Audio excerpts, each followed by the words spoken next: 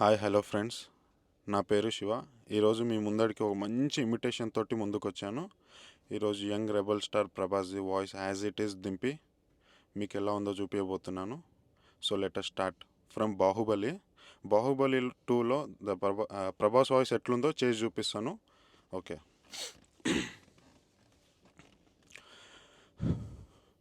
అమరేంద్ర బాహుబలిను నేను అశేషమైన మాహిష్మతి ప్రజల ధన మాన ప్రాణ సంరక్షకుడిగా, మహారాజ బల్లాల దేవుని సర్వ సైన్యాధ్యక్షుడిగా, అహర్నిశలో అప్రవర్తుడనై విధి నిర్వహణలో ప్రాణ త్యాగానికైన వెనుకాడబోనని రాజ్యమాత శివగామిదేవి సాక్షిగా ప్రమాణం చేస్తున్నాను.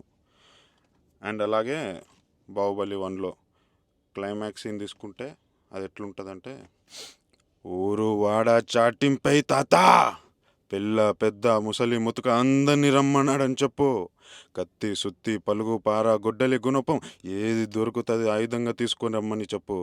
ఈ రాజ్యానికి పట్టిన పీడ వదిలించడానికి అమరేంద్ర బాహుబలి వారసుడు మహేంద్ర బాహుబలి తిరిగి వచ్చాడని చెప్పు.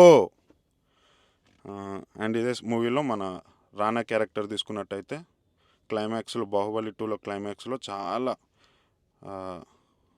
స్ట్రాంగ్ డైలాగ్ ఉంటుంది లాస్ట్కి. అది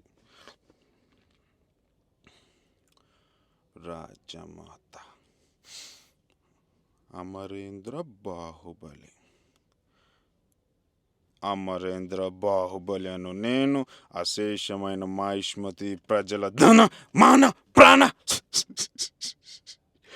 సంరక్షకుడిగా, రాజ్యమాత పెచ్చిమాత, నువ్వు నన్ను చంపబోయావని నమ్మించి నీ మరణ శాసనాన్ని దానితోటే రాయించానురా. ఏంట్రా నువ్వు నన్ను చంపేది? Okay, thank you.